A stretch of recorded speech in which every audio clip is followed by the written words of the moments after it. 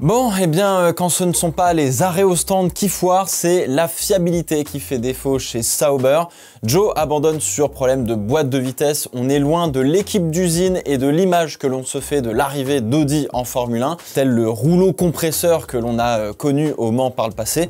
On plaçait la voiture bien plus haut d'ailleurs pendant les essais hivernaux. Elle est malheureusement à peine plus rapide que l'Alpine. On verra ce que ça donne pour le Grand Prix national du pilote chinois dans 15 jours, mais pour l'instant, ça sent pas très bon.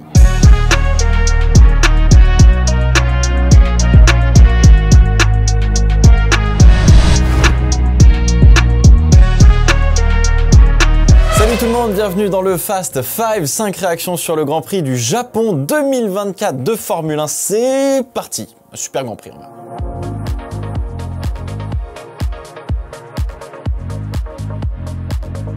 On commence par le virage 3 et le crash entre Alexander Albon et Daniel Ricciardo.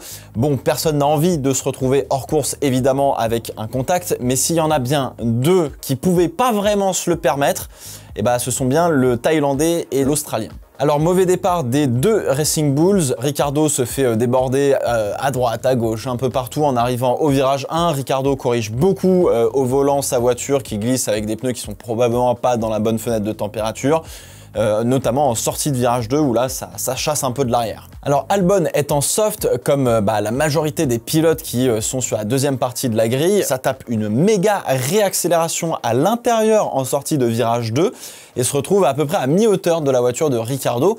L'Australien, lui, ne le voit pas. Il ouvre en fait sa trajectoire pour prendre le virage 3, normal entre guillemets. Il serre Albon sur l'herbe qui touche la roue arrière de Ricciardo et les deux voitures partent dans le mur. Terminé, bonsoir. Terminé, bonsoir. Bon alors j'ai pas grand chose à dire à part incident de course. Just an incident. C'est un mauvais timing pour absolument tout le monde. Ricciardo regarde son rétro à gauche pour surveiller justement Stroll et lui laisser de la place si nécessaire. Et au même moment, en fait Albon est déjà à mi-hauteur de sa voiture, pile poil dans l'angle mort.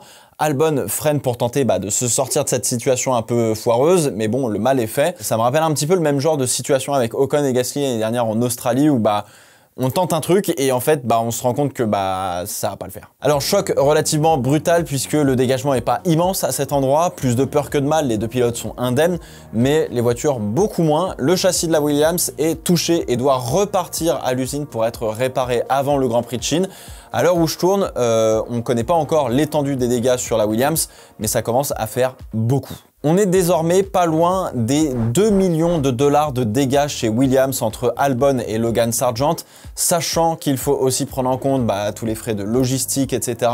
Et tout ça, c'est des dépenses qui sont dans le budget plafonné, d'accord? Donc, ça fait moins de pognon pour faire des améliorations et surtout, ça retarde le progrès de l'équipe, car on passe plus de temps à réparer, à refaire des pièces qu'on avait déjà entre guillemets, plutôt qu'à en faire des nouvelles et à trouver de la performance. Donc ça coûte cher à Williams dans l'immédiat évidemment d'un point de vue pognon, mais en fait ça risque de coûter cher aussi au classement, probablement dans le moyen terme face aux autres équipes qui n'ont pas de problème et qui se concentrent sur comment progresser, typiquement Alpine par exemple. Alors du côté de Ricciardo, il n'avait pas besoin d'abandonner face à un Tsunoda qui lui met, on va être tout à fait honnête, une volée en ce début de saison.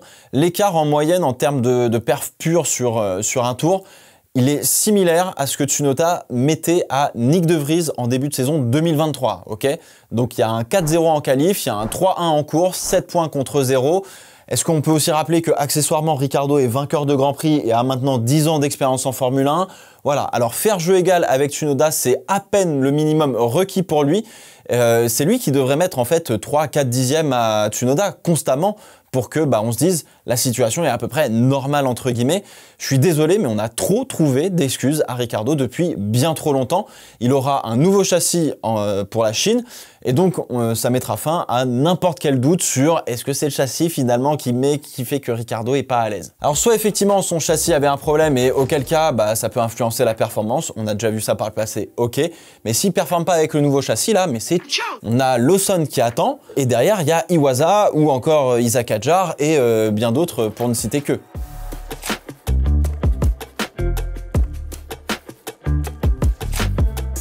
Deuxième réaction, j'ai pas beaucoup parlé d'Alpine en ce début de saison et pour cause, qu'est-ce que vous voulez que je vous dise? La voiture, elle est pas bonne, l'équipe serre les dents, ils se sont embarqués dans une philosophie qui pour l'instant n'est pas la bonne visiblement. Et puis le pire c'est que les mecs qui ont pondu la merguez là, Ils se sont barrés, voilà, histoire de lâcher le bébé et de voir comment ils vont se débrouiller. Bizarre l'ambiance. Alors dans tout ce mal, on a apporté des améliorations sur la voiture qui se traduisent par un gain de poids et une nouvelle aile avant, mais ces améliorations étaient déjà prévues avant le début de la saison, donc c'est pas ça qui allait changer dramatiquement la performance ou dramatiquement où en est l'écurie. En revanche, Suzuka permet d'être un juge de paix parfait pour comprendre sa voiture aérodynamiquement parlant, notamment dans les hautes vitesses. L'équipe va rentrer avec de quoi bien bosser et comprendre leur concept et comment en tirer de la performance, ou comment améliorer la chose, ou comment faire différemment peut-être. Alors globalement, la maigre amélioration se fait surtout en qualif, visiblement. Ocon passe une nouvelle fois en Q2, Pierre a eu un petit peu plus de mal, notamment avec la motricité, et je vous rappelle que ça se joue pas à coup de demi-seconde entre chaque voiture, comme c'était le cas il y a quelques années. Là, ça joue vraiment à rien. La deuxième partie de peloton, ça se joue globalement de la P12, P13 à peu près à la P20 en 3-4 dixièmes grand max. Ocon met un 1,29.8 en Q1 et en Q2 et peut pas faire mieux. Gasly en était aussi capable, mais il a fait un 30.1 et les autres aussi. Et ça, en fait, ça c'est juste une mini faute de frein ou une faute d'axel. Enfin bref, ça joue à rien, c'est une petite glissade. Les Alpines avaient l'air bien sur le début de course et sur les débuts de relais, mais après la performance retourne à Tokyo parce que elle veut plus rouler à Suzuka globalement. Voilà. Gasly et Ocon se touchent légèrement au départ, ce qui endommage le fond plat de Pierre Gasly et très légèrement la voiture d'Esteban Ocon. Rien de très grave, mais alors du coup, il n'y a plus de perfo. C'est terminé. La voiture de Pierre, c'était 8 dixièmes au tour, je crois. C'est énorme. Alors pour couronner le tout, eux aussi n'avaient pas de châssis de rechange comme Williams. Ils ont réussi à rester en dehors des problèmes pour éviter d'alourdir l'ardoise, comme on l'a vu un petit peu plus tôt avec Williams. Bon faut continuer de serrer les dents. On fera un autre point dans, je sais pas, 4-5 courses.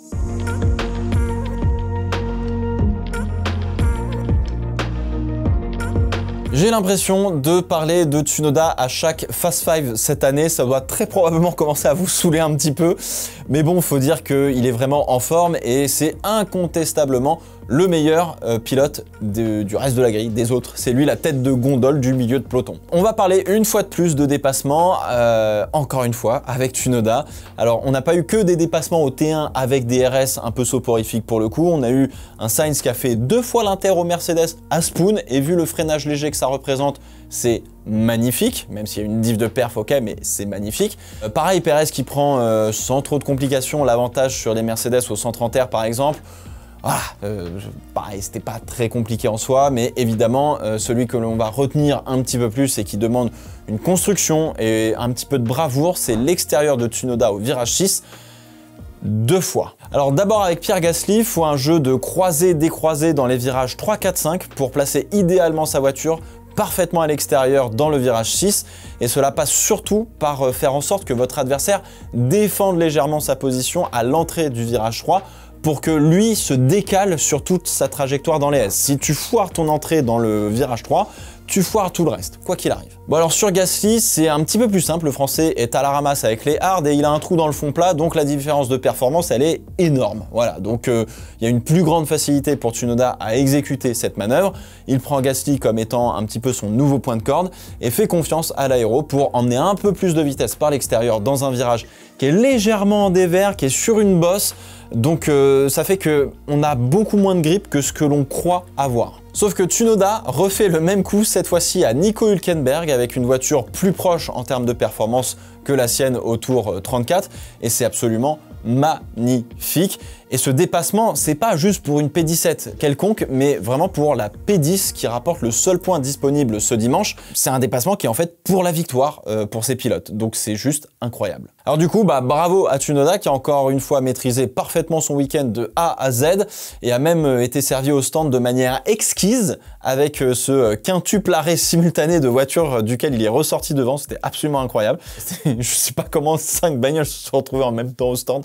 Normalement, tu te décales toujours un peu, mais bon, voilà, une fois de temps en temps, ça fait pas de mal. Mais Tsunoda, énorme course, point à domicile. Parfait, parfait, parfait, parfait, parfait.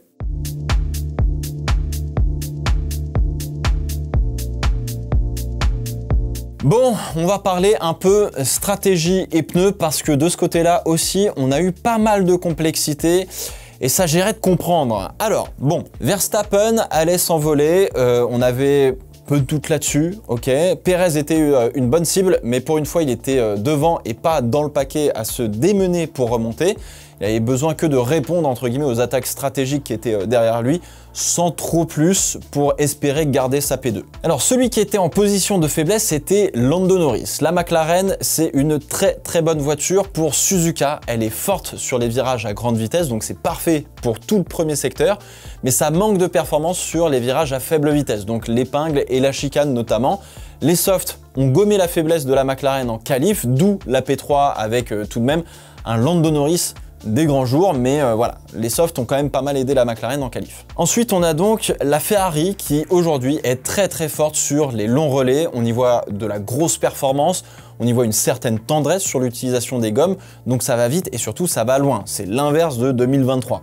Et à Suzuka, ça compte pour beaucoup parce que la piste est abrasive et elle mange littéralement les pneus. Donc ça veut dire que sur Suzuka, en général, eh bien, un undercut, c'est très efficace. Donc le premier qui s'arrête va mettre une pilule aux autres en début de relais. Dernière variable à prendre en compte, ce sont les Mercedes et Alonso. Alors Alonso démarre en tendre pour attaquer et les Mercedes en hard pour tenter un one-stop. Alonso menace un petit peu tout le monde pour faire un undercut, mais la performance de l'Aston n'est pas vraiment méga incroyable, donc ça va. Et Mercedes menace un petit peu tout le monde aussi sur la stratégie avec un arrêt au stand.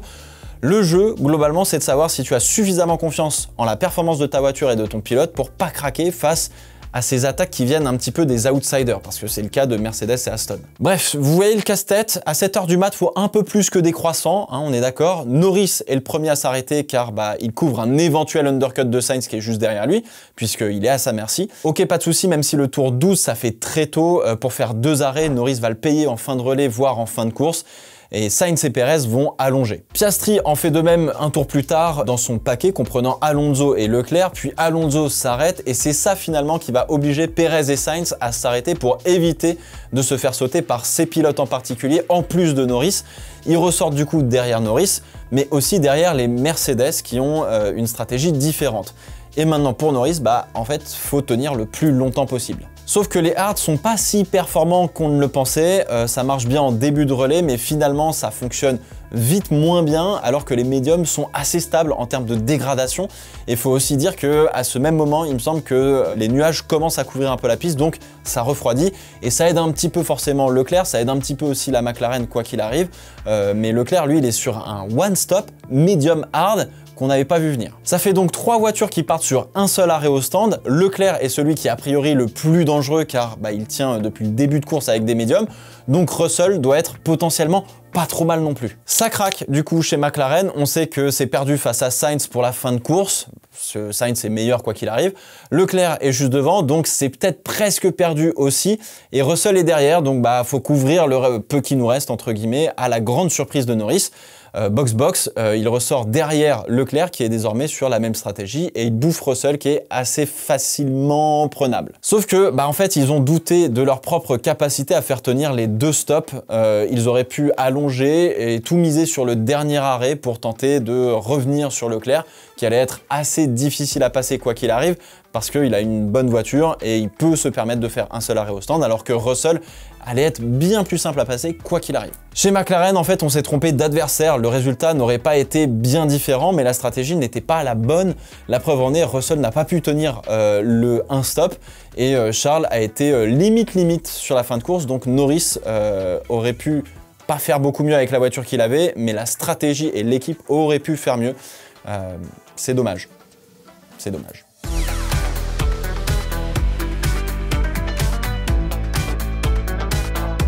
Bon, on n'en a pas parlé depuis le début de la saison, mais il s'agirait de faire un petit point sur celui dont le baquet est menacé depuis plus d'1 an, facile. On va parler donc de Sergio Pérez. Après 4 Grands Prix, Pérez est pour le moment le presque parfait numéro 2. Il a assuré les doublés quand Verstappen gagnait et il s'est qualifié à 66 millièmes de Verstappen sur l'un des circuits les plus exigeants de la saison. Il a repris une certaine confiance dans la voiture pour le moment. Il est 2e du championnat. Bref, de mon point de vue, sur 4 Grands Prix, il a fait quasiment tout ce que l'on peut attendre de lui. Alors ouais, quand Verstappen n'est pas là, il doit être devant et ce n'était pas le cas à Melbourne. On est d'accord là-dessus et pour le coup, De mon point de vue, c'est un des 2 jokers qui peut cramer cette saison s'il reste parfait comme ça et que, comme il a été là ce week-end, 2 fois où ça merde sur 24 Grands Prix, ça va, mais pas plus. Alors maintenant, il va falloir tenir, parce que les adversaires sont plus proches que l'année dernière, du moins à portée de tir entre guillemets, et c'est lui le premier rempart. Alors Verstappen n'a pas spécialement besoin de lui pour le moment, il reste assez intouchable, donc on n'est pas encore dans la dynamique Hamilton-Bottas-Verstappen de 2020 par exemple, où justement Bottas servait un petit peu d'appât. Donc Perez ne va pas encore servir d'appât pour protéger Verstappen sur la stratégie pour le moment, mais cette situation va arriver tôt ou tard dans la saison et il va falloir avoir un petit peu les nerfs solides. Alors ensuite, on va aussi voir, à mesure que le développement de la voiture se fait, s'il arrive à suivre, contrairement à l'année dernière,